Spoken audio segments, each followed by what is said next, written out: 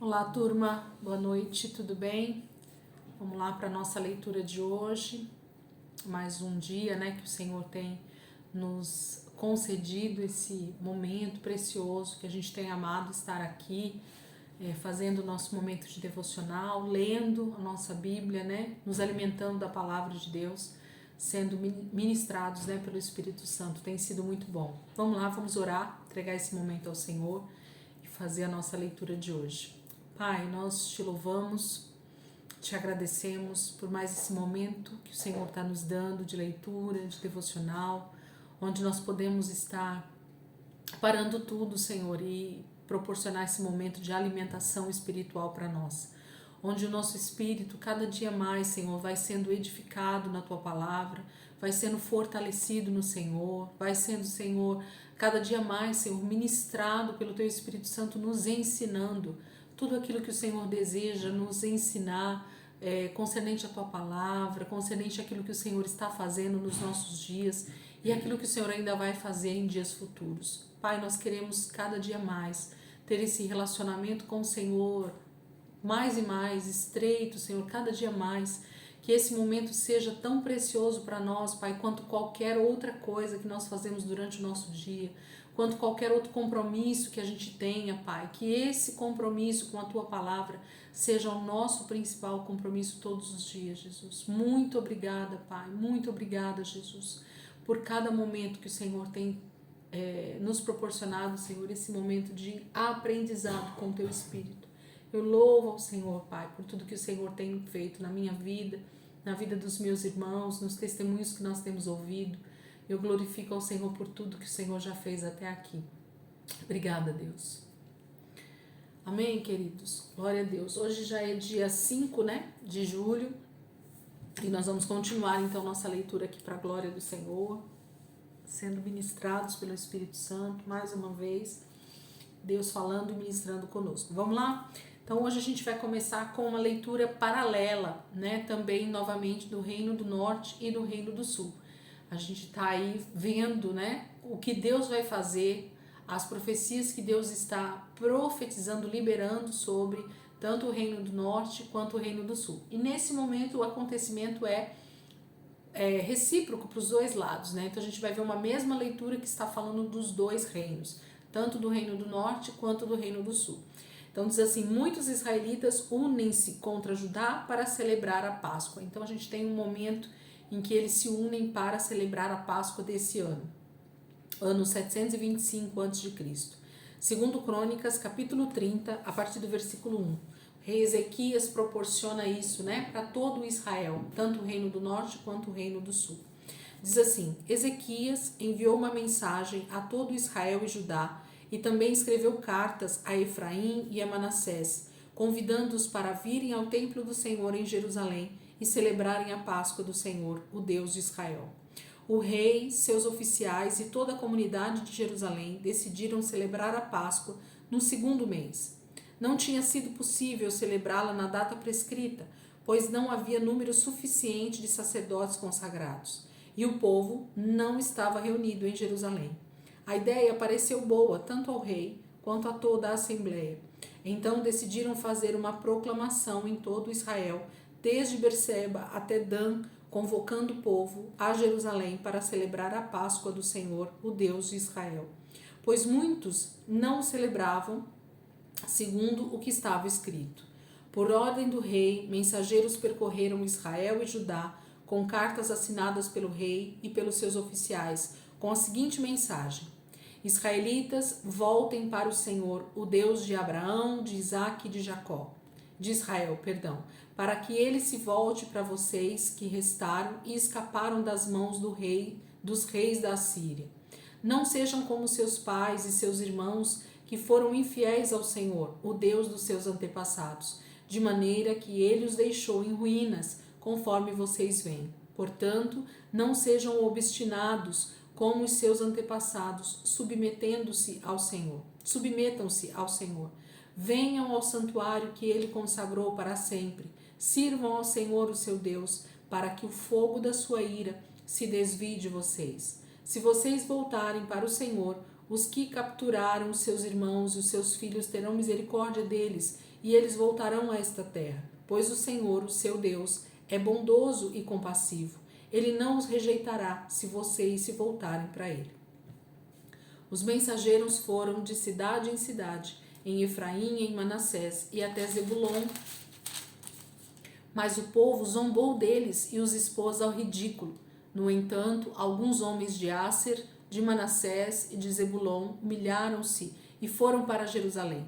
Já em Judá, a mão de Deus esteve sobre o povo, dando-lhe unidade de pensamento, para executarem o que o rei e seus oficiais haviam ordenado, conforme a palavra do Senhor. Uma imensa multidão reuniu-se em Jerusalém no 2º mês para celebrar a festa dos pães sem fermento. Eles retiraram os altares que havia em Jerusalém e se desfizeram de todos os altares de incenso, atirando-os no vale de Cedron. Abateram o cordeiro da Páscoa no 14º dia do 2º mês. Os sacerdotes e os levitas, envergonhados, consagraram-se e trouxeram holocaustos ao templo do Senhor. E assumiram seus postos, conforme prescrito na lei de Moisés. Homem de Deus, os sacerdotes aspergiram o sangue que os levitas lhes entregaram, visto que muitos da multidão não se haviam consagrado. Os levitas tiveram que matar cordeiros da Páscoa para todos os que não estavam cerimonialmente puros e que por isso não podiam consagrar os seus cordeiros ao Senhor. Embora muitos dos que vieram de Efraim, de Manassés, de Issacar e de Zebulon não se tivessem purificado, assim mesmo comeram a Páscoa, contrariando o que estava escrito. Mas Ezequias orou por eles, dizendo: queira o Senhor, que é bondoso, perdoar todo aquele que inclina o seu coração para buscar a Deus, o Senhor, o Deus dos seus antepassados, mesmo que não esteja puro de acordo com as regras do santuário. E o Senhor ouviu a oração de Ezequias e não castigou o povo. Os israelitas presentes em Jerusalém celebraram com muita alegria a festa dos pães sem fermento durante 7 dias. Diariamente os levitas e os sacerdotes cantavam louvores ao Senhor, ao som dos instrumentos ressonantes do Senhor. Continuando aí. Ezequias dirigiu palavras animadoras a todos os levitas que mostraram boa disposição para com o serviço do Senhor.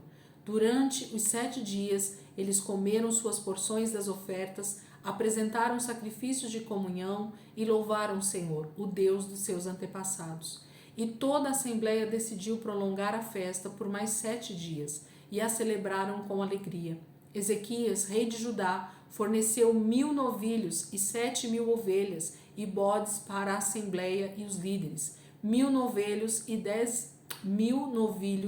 10.000 ovelhas e bodes. Muitos sacerdotes se consagraram e toda a assembleia de Judá se regozijava, com os sacerdotes, com os levitas e com todos os que se haviam reunido, vindos de Israel, inclusive os estrangeiros que viviam em Israel e em Judá.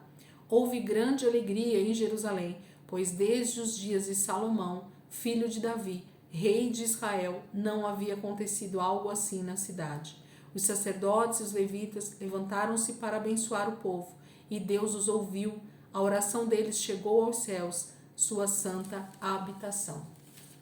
Esse texto de 2 Crônicas 30 fala dessa restauração, desse ajuntamento que faziam muitos e muitos anos desde a separação do Reino do Sul com o Reino do Norte, desde a morte de Salomão.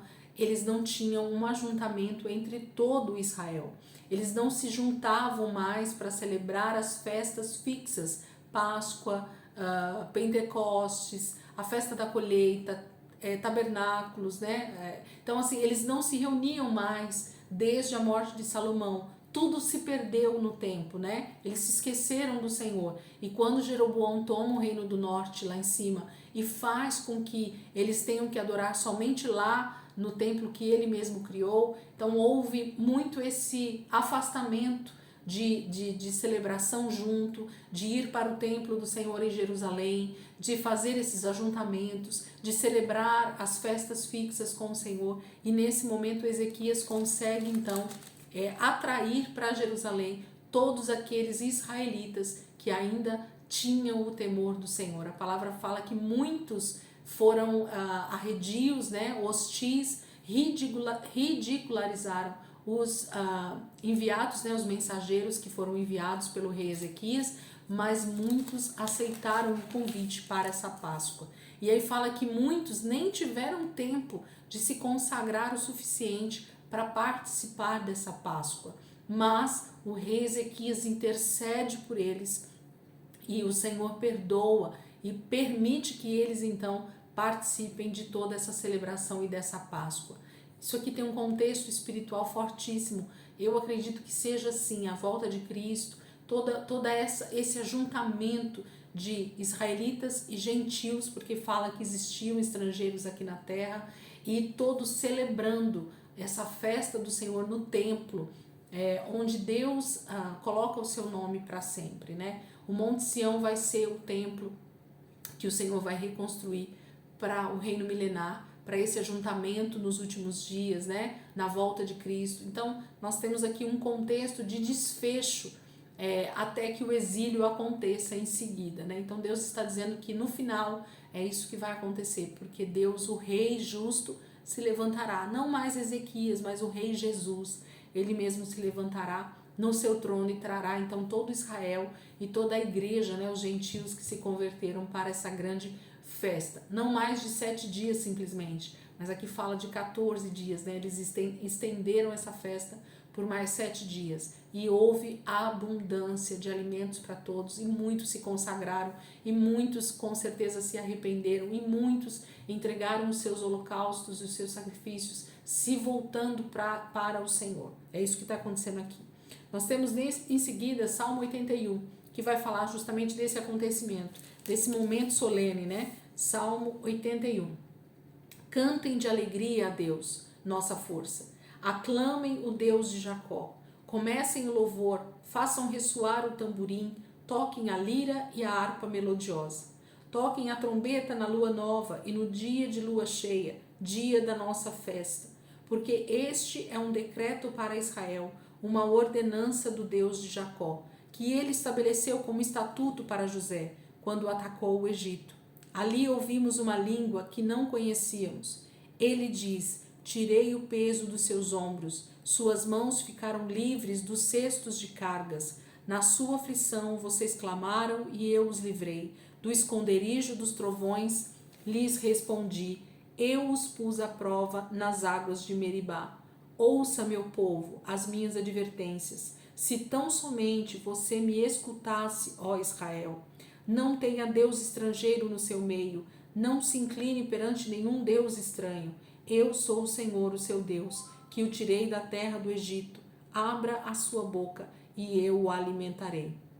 Mas o meu povo não quis ouvir-me. Israel não quis obedecer-me. Por isso os entreguei ao seu coração obstinado, para seguirem os seus próprios planos. Se o meu povo apenas me ouvisse, se Israel seguisse os meus caminhos, com rapidez eu subjugaria os seus inimigos e voltaria a minha mão contra os seus adversários. Os que odeiam o Senhor se renderiam diante dele e receberiam um castigo perpétuo. Mas eu sustentaria Israel com o melhor trigo e com o mel da rocha eu os satisfaria. Deus está dizendo o quanto ele tem prazer de vir no auxílio do seu povo. Esse salmo é: povo meu, eu tenho falado com vocês, eu tenho buscado falar com vocês para que vocês me ouçam e não sejam destruídos por causa do seu pecado. Deus está trazendo um salmo extremamente profético nesse momento, falando justamente desse amor que ele tem pelo seu povo, por Israel e hoje por nós também os gentios, e que nós possamos ouvir a voz dele, ouvir esse chamado ao arrependimento, ouvir esse chamado ao relacionamento, para que nós sejamos salvos dessa ira, né, que vai vir da parte do Senhor. Vamos lá, vamos continuar aqui, é o último texto do Reino do Norte nesse momento, para a nossa leitura de hoje, um trecho bem pequenininho. Os ídolos são destruídos. Segundo Crônicas 31, versículo 1, diz assim: quando a festa acabou, os israelitas saíram pelas cidades de Judá e despedaçaram as pedras sagradas e derrubaram os postes sagrados. Eles destruíram os altares idólatras em todo Judá e Benjamim, e em Efraim e Manassés.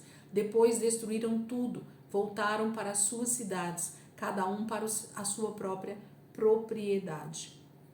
Então fala aqui o povo do norte, né, os israelitas, lá do reino do norte, depois da festa, eles ajudaram o povo de Judá a destruir todo tipo de altar de idolatria, todo poste sagrado, tudo que eles tinham que desagradava ao Senhor. Eles limparam a terra de Judá e de Jerusalém nesse momento em que houve esse avivamento. Avivamento fala de arrependimento, avivamento fala de busca do Senhor de verdade, de se dobrar diante desse Deus e dizer: nós dependemos do Senhor, nós nos arrependemos, nós decidimos adorar somente o Senhor. E nesse momento Israel, né, o reino do norte, faz isso. Vamos lá para o reino do sul agora? Depois a gente termina falando de Oséias, que é aprisionado no final aqui. Vamos para o reino do sul, ok?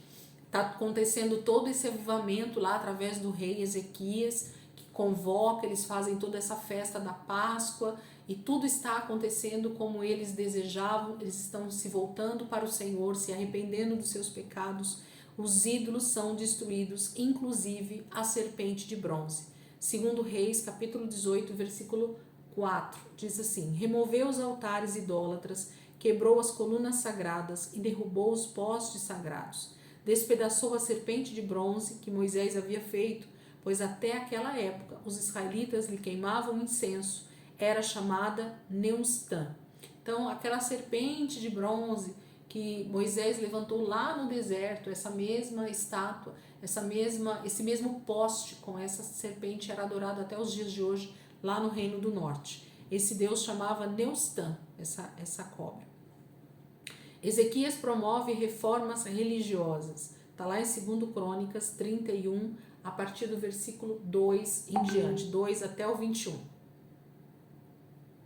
Era só um pouquinho, gente, um segundo. Deixa eu só...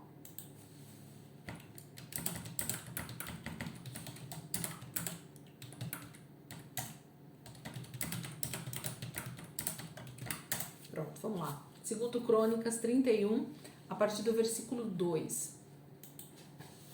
Vamos lá. Ezequias designou os sacerdotes e os levitas por turnos, cada um de acordo com seus deveres, para apresentarem holocaustos e sacrifícios de comunhão, ministrarem, darem graças e cantarem louvores junto às portas da habitação do Senhor. O rei contribuía com seus bens pessoais para os holocaustos da manhã e da tarde, e para os holocaustos dos sábados, das luas novas e das festas fixas, conforme o que estava escrito na lei do Senhor. Ele ordenou ao povo de Jerusalém que desse aos sacerdotes e aos levitas a porção que lhes era devida, a fim de que pudessem dedicar-se à lei do Senhor. Assim que se divulgou essa ordem, os israelitas deram com generosidade o melhor do trigo, do vinho, do óleo, do mel e de tudo o que os campos produziam. Trouxeram o dízimo de tudo, era uma grande quantidade. Os habitantes de Israel e de Judá, que viviam nas cidades de Judá, também trouxeram o dízimo de todos os seus rebanhos e das coisas sagradas dedicadas ao Senhor, o seu Deus, ajuntando-os em muitas pilhas. Começaram a fazer isso no 3º mês e terminaram no 7º. Quando Ezequias e os seus oficiais chegaram e viram as pilhas de ofertas, louvaram o Senhor e abençoaram Israel, o seu povo. Ezequias perguntou aos sacerdotes e aos levitas sobre essas ofertas. O sumo sacerdote Azarias, da família de Zadok, respondeu: desde que o povo começou a trazer suas contribuições ao templo do Senhor, temos tido o suficiente para comer e ainda tem sobrado muito, pois o Senhor tem abençoado o seu povo, e esta é a grande quantidade que sobra. Ezequias ordenou que preparassem dispensas no templo do Senhor, e assim foi feito. Então recolheram fielmente as contribuições, os dízimos e os presentes dedicados. O levita Conanias foi encarregado desses deveres e seu irmão Simei era o seu auxiliar. Jeiel, Azazias, Naate, Azael, Jeremote, Josabade, Eliel, Ismaquias, Maate e Benaia eram supervisores, subordinados a Conanias e ao seu irmão Simei, por nomeação do rei Ezequias e de Azarias, o oficial. e de Azarias, perdão, o oficial encarregado do templo de Deus. Coré, filho do levita Imna, guarda da porta leste, foi encarregado das ofertas voluntárias feitas a Deus, distribuindo as contribuições dedicadas ao Senhor e as ofertas santíssimas. Sob o comando dele estavam Éden, Miniamim, Jesua, Semaias, Amarias e Secanias, que nas cidades dos sacerdotes, com toda a fidelidade, distribuíam ofertas aos seus colegas sacerdotes de acordo com seus turnos, tanto aos idosos quanto aos jovens. Eles as distribuíam aos homens e aos meninos de 3 anos para cima, cujos nomes estavam nos registros genealógicos, e também a todos os que entravam no templo do Senhor para realizar suas várias tarefas diárias, de acordo com as suas responsabilidades e seus turnos. Os registros genealógicos dos sacerdotes eram feitos segundo suas famílias, o dos levitas com mais de 20 anos, de acordo com suas responsabilidades e seus turnos. O registro incluía todos os filhos pequenos, as mulheres e os filhos e filhas de todo o grupo, pois os sacerdotes e os levitas haviam sido fiéis em se consagrarem. Entre os sacerdotes descendentes de Arão, que viviam nas terras de pastagem ao redor de suas cidades, foram nomeados alguns deles, de cidade em cidade, para distribuírem as ofertas a todos os sacerdotes e a todos os que estavam registrados na genealogia dos levitas. Foi isso que Ezequias fez em todo o reino de Judá. Ele fez o que era bom e certo, e em tudo foi fiel diante do Senhor, do seu Deus. Em tudo que ele empreendeu no serviço do templo de Deus e na obediência à lei e aos mandamentos, ele buscou o seu Deus e trabalhou de todo o coração, e por isso prosperou. Então a gente tem Ezequias pondo em ordem toda a parte das ofertas. Começou a sobrar, né? Porque ele chama o povo de Israel e de Judá à responsabilidade daquilo que a lei de Moisés tratava.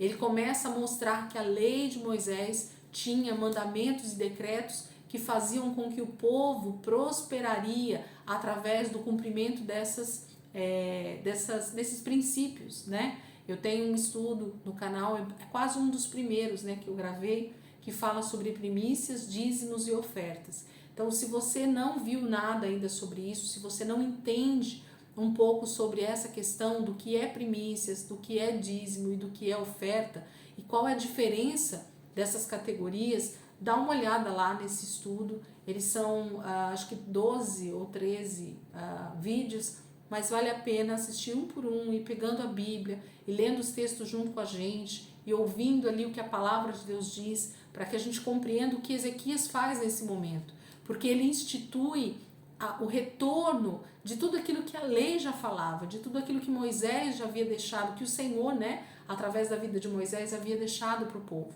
E era isso que daria o suprimento, é isso que daria a prosperidade de Israel e Judá, é isso que daria a prosperidade do povo de Deus, é isso que garantiria que o Senhor seria o guarda deles, é isso que guardaria a sua colheita, os seus bens, a prosperidade dos seus animais, do seu campo, tudo que eles pusessem à mão prosperaria por causa do cumprimento de princípios. Gente, existem princípios dentro da palavra de Deus que são imutáveis, eles não mudam, e enquanto essa chave ela não vira na nossa mente, no nosso coração, para entender que existem princípios bíblicos que eles não mudam, que eles são imutáveis, nós passamos a sofrer as consequências dessa desobediência. E eu não estou aqui sendo legalista nesse momento, longe de mim, porque não é isso que eu tenho aprendido. O legalismo faz a gente entrar num fardo pesado que não é o que a palavra de Deus nos pede para carregar. Mas, ao mesmo tempo, a palavra ela é totalmente fiel naquilo que ela fala sobre princípios. E ou eu cumpro princípios e vivo as promessas de Deus, ou eu não cumpro princípios e infelizmente eu não vou poder recorrer, né, a esses princípios que liberam as bênçãos sobre a minha vida. É impossível.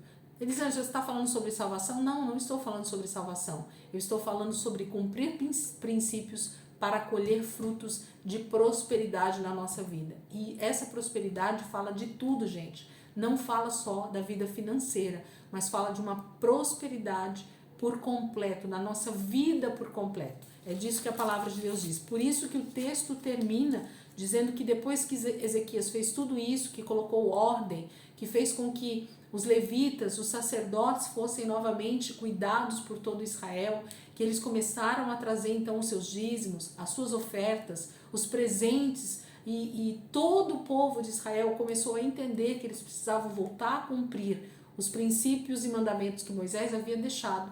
A prosperidade se instala em Judá e em Jerusalém. Por isso que Ezequias prosperou. A palavra de Deus termina exatamente nisso, nesse texto de 2 Crônicas 31, ok? Que a gente acabou de ler. Predição do cativeiro. Miqueias vai ser o profeta nesse momento que vai falar conosco a respeito de algo que vai acontecer. Isso é fato, vai acontecer. E é a nossa leitura que vai finalizar a leitura de hoje aqui com o texto de Miqueias, capítulo 3, é o capítulo inteiro. Vamos lá, gente, Miqueias, capítulo 3. Então eu disse, ouçam, vocês que são chefes de Jacó, governantes da nação de Israel. Vocês deveriam conhecer a justiça, mas odeiam o bem e amam o mal. Arrancam a pele do meu povo e a carne dos seus ossos. Aqueles que comem a carne do meu povo arrancam a sua pele, despedaçam os seus ossos e os cortam como se fosse carne para a panela. Um dia clamarão ao Senhor, mas ele não lhes responderá. Naquele tempo, ele esconderá deles o rosto por causa do mal que eles têm feito. Assim diz o Senhor, aos profetas que fazem o meu povo desviar-se e que, quando lhes dão o que mastigar, proclamam paz, mas proclamam guerra santa contra quem não lhes enche a boca. Por tudo isso, a noite virá sobre vocês, noite sem visões, haverá trevas sem adivinhações, o sol se porá e o dia se escurecerá. Para os profetas, os videntes envergonhados e os adivinhos constrangidos, todos cobrirão o rosto, porque não haverá resposta da parte de Deus. Mas, quanto a mim, graças ao poder do Espírito do Senhor, estou cheio de força e de justiça para declarar a Jacó a sua transgressão e a Israel o seu pecado. Ouçam isto, vocês que são chefes da descendência de Jacó, governantes da nação de Israel, que detestam a justiça e pervertem tudo o que é justo, que constroem Sião com derramamento de sangue e Jerusalém com impiedade. Seus líderes julgam sob suborno, seus sacerdotes ensinam visando lucro e seus profetas adivinham em troca de prata. E ainda se apoiam no Senhor dizendo, o Senhor está no meio de nós, nenhuma desgraça nos acontecerá. Por isso, por causa de vocês, Sião será arada como um campo, Jerusalém se tornará um monte de entulho e a colina do templo um matagal. Miqueias está sendo duro, mas trazendo a mensagem que o Senhor está dando nesse momento para ele. Judá passa por um momento de avivamento, como a gente acabou de ler, porém existe uma profecia sendo liberada sobre o exílio, existe uma profecia sendo liberada sobre a justiça de Deus que está vindo sobre Israel e Judá, cada uma no seu tempo certo. Então primeiro vai acontecer com o reino do norte, que é Israel, a gente vai ver, e depois vai acontecer também com o reino do sul, com Judá, porque o pecado, ele estava lá, o pecado, ele continuava sendo praticado pela maioria dos israelitas. Então Deus estaria vindo com seu juízo sobre toda a terra, sobre Israel, na verdade, perdão, para cumprir o juízo sobre todo o pecado. Assim vai acontecer nos últimos dias, ainda que muitos estejam buscando ao Senhor, ainda que nós estejamos sim diante do Senhor buscando esse avivamento, essa reunião, né, dos santos diante do Senhor para louvá-lo, para fazer com que o Senhor seja realmente engrandecido. O pecado está no mundo e o juízo de Deus vai ter que vir para julgar toda essa impiedade, toda falta, né, de justiça que até agora imperou sobre todo mundo. Deus trará justiça. E é isso que Miqueias está profetizando e que o Senhor está falando através então de Miqueias, que ele vai cumprir, porque os profetas estão desviados, porque os sacerdotes estão desviados, e ele vai falar o que cada um está fazendo aqui. E vocês podem perceber que Deus está sendo duro, principalmente com aqueles que foram chamados para ensinar, para ser aquele intercessor, para ser aquele que estaria à frente do povo, conduzindo o povo do Senhor ao arrependimento e à presença de Deus. Então nós precisamos tomar muito cuidado com aquilo que o Senhor tem dado, entregue nas nossas mãos, né, para a gente fazer, porque isso vai ser nos cobrado sim, porque nós devemos fazer aquilo que o Senhor tem comissionado a igreja a fazer, o ide, o pregar o evangelho, o tirar muitas vidas realmente desse pecado, instruindo, falando, profetizando, né? Falando a palavra, essa é a verdadeira profecia, falando a palavra para que as pessoas se convertam dos seus maus caminhos. É isso que Miqueias está falando aqui. Deus vai vir, Deus vai julgar, a predição do cativeiro é real. Nesse momento, Oséias é aprisionado, então. Nosso último texto de hoje, 2 Reis, capítulo 17, versículo 3 e 4. Salmaneser, rei da Assíria, foi atacar Oséias, que fora seu vassalo, e lhe pagara tributo. Mas o rei da Assíria descobriu que Oséias era um traidor, pois havia mandado emissários a Só, rei do Egito, e já não pagava mais o tributo, como costumava fazer anualmente. Por isso, Salmaneser mandou lançá-lo na prisão. Então, nesse momento, Oséias, né, o rei do Reino do Norte, que está no poder lá no Reino do Norte, perdão, foi então aprisionado pelo rei da Assíria, com a letra A, tá bom? Então, o rei da Assíria, Salmaneser, ele aprisiona já o rei do Reino do Norte, que nesse momento é Oséias. Oséias é aprisionado porque ele está traindo o reino da Síria, porque ele já era prisioneiro deles, ele já era um vassalo, a palavra fala, né? Eles já deviam tributos para a Síria e eles não estavam cumprindo com o acordo que já havia sido firmado entre esse reino, né? Entre a Síria e o Reino do Norte. Amém, queridos? Então amanhã a gente vai continuar e durante essa semana, não sei quantos dias, 1, 2, 3 dias, a gente vai permanecer agora no Reino do Norte, porque agora vai começar esse desfecho, né, do cativeiro do Reino do Norte.